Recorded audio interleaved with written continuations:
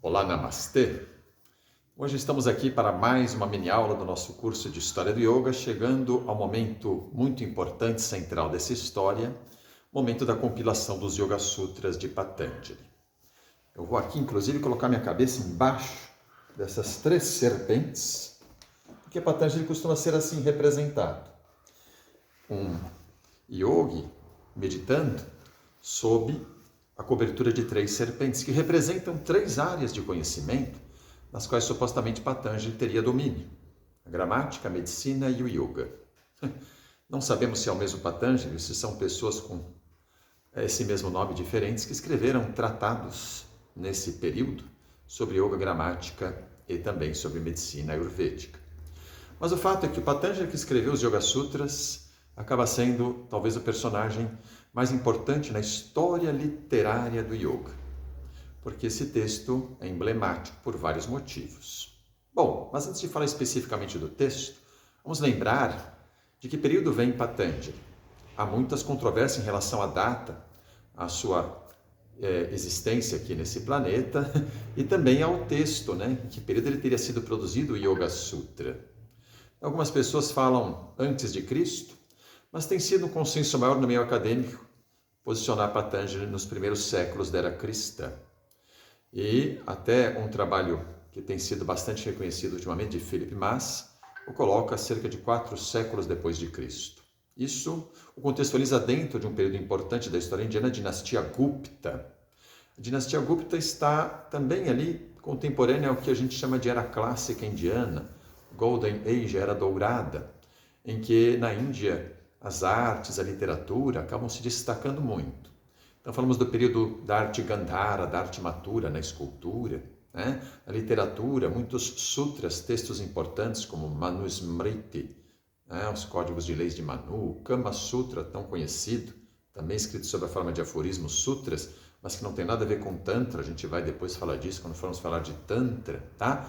O Arthashastra, um texto que fala sobre as obrigações daquele que ali se coloca como um cidadão dentro da sociedade. E temos também desse período a difusão do budismo para fora da Índia. Então a Índia se torna realmente uma região influente em todo o subcontinente indiano, todo o sudeste asiático, enfim. Esse é um período marcante, tá? E nesse período, então, é que se supõe que Patanjali tenha compilado os Yoga Sutras. E os Yoga Sutras têm qual particularidade, qual importância? Primeiro, são exatamente as referências dos Yoga Sutras, o modo como ele é escrito, que acaba o colocando como um texto de referência para o yoga como um sistema de pensamento ortodoxo. E o que vem a ser um sistema de pensamento ortodoxo? Um sistema de pensamento indiano, que a gente pode até chamar de sistema filosófico, ainda que relativizando o termo filosofia aí, mas um sistema de pensamento que está alinhado com uma tradição védico-bramânica. A gente sabe que o yoga, em suas origens, muito provavelmente não estava alinhado com essa tradição. Vem talvez daquelas culturas florestais, tá? E que com o tempo ele começa a se aproximar mais dessa, digamos, tradição urbana, ortodoxa, e Patanjali é um personagem que faz muito bem esta associação entre o yoga e a cultura tradicional urbana indiana, tá? Dos brahmanes e de origem védica. Isso pode lhe causar ou gerar, digamos assim, algumas críticas, porque afinal de contas, não estaria ele se apropriando de um conhecimento que vem de um outro contexto e, de certa forma, reinterpretando, né, esse conhecimento para alinhá-lo com aquela sociedade tradicional indiana? Pode até haver essa crítica. Mas, por outro lado, também podemos entender que os Yoga Sutras de Patanjali são obras de extraordinário valor, porque pela primeira vez nessa história do yoga, a gente tem um texto que de maneira muito clara vai descrever criteriosamente os estados de consciência. E vai diferenciar esses estados de consciência como não iógicos e como iógicos. E o estado de consciência, digamos, iógico, que é o próprio estado de yoga, é o que no Yoga Sutra é chamado de Samadhi. Vamos lembrar que o Yoga Sutra é uma obra que se divide em 4 partes, 4 padas. que eu vou aqui passar para vocês, pulando aqui algumas partes dessa minha apresentação. Não sei se é legível aí, mas são 4 padas, 4 partes. Samadhi Pada, Sadhana Pada, Vibhuti Pada e Kaivalya Pada. O primeiro capítulo, até já começa falando sobre exatamente o estado de yoga. Ele começa propriamente pelo fim, do que seria um caminho para chegar a esse estado. E esse é o estado de Samadhi, tão bem definido por Patanjali como Chitta Vritti Nirodha, o estado de cessação daquelas condições ordinárias da consciência. Tá? E a gente pode dizer que é um estado, de certa forma, sereno e também presente. E diferencia esses estados de consciência, que chamamos de Samadhi, de estados ordinários da consciência, que são aqueles estados quando estamos pensando, sejam nossos pensamentos corretos ou incorretos, quando estamos imaginando coisas, a imaginação, quando estamos rememorando coisas, as memórias que vão sendo trazidas de volta, trazidas à tona, e o próprio estado de sono, que enfim pode ser também um estado muito sereno, mas onde já se perde a consciência e por isso também não é um estado iógico. Uma vez que isto é bem definido por Patanjali, daí ele começa a abordar questões metodológicas. Ele vai falar de obstáculos no caminho do yogi, vai falar também de princípios importantes para que o yogi possa ser bem sucedido nesse caminho, como a abhyasa, vairagya, então a prática assídua, desapegada.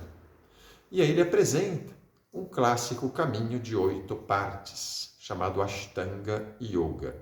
Lembre que Ashta significa 8 e Angas partes. E quais são essas 8 partes? Vamos passar mais algumas coisas aqui adiante. E chegamos ao Ashtanga Yoga. Os 2 primeiros Angas ou partes do seu caminho são Yama e Niyama.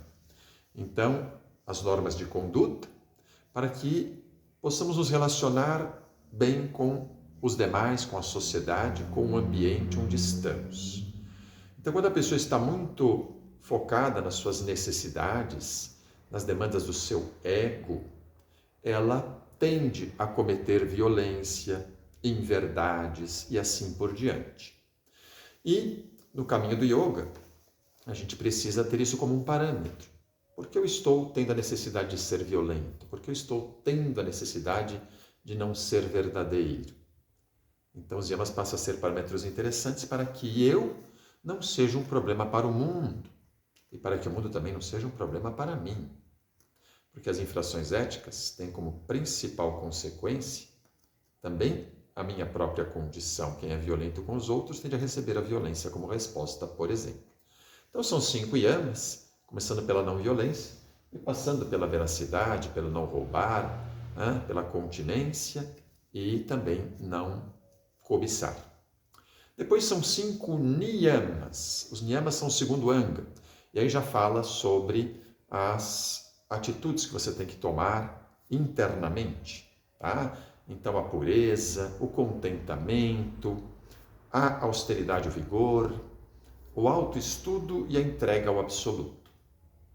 Em seguida, Patanjali apresenta as técnicas, propriamente a parte técnica da sua sistematização, com as práticas psicofísicas. Asana, a postura de yoga. Pranayama, a condição respiratória equilibrada. E Pratyahara, a abstração dos sentidos. E tudo isso preparando para o aprofundamento no yoga interno, o yoga mais propriamente meditativo, que são os 3 últimos angas do seu sistema, quando se fala aqui de Dharana, Dhyana e Samadhi, os estados meditativos de concentração aprofundada, a meditação propriamente com a identificação com aquilo que se elege como foco, e então o Samadhi, esse estado de transconsciência, onde eu deixo de ter a minha referência individual como central na experiência e passo a estar integrado com aquilo que elegi como foco da minha experiência meditativa. E depois você tem também a progressão em distintos estados de Samadhi até chegar àquilo que eles vão chamar de libertação espiritual. Então, esse é um resumo muito breve de toda essa obra importante, central para o yoga de Patanjali. E na próxima mini aula a gente vai além. Vamos entrar no período tântrico e ver as influências do Tantra ou Tantrismo no próprio Yoga. Então vou ficando por aqui. Namastê.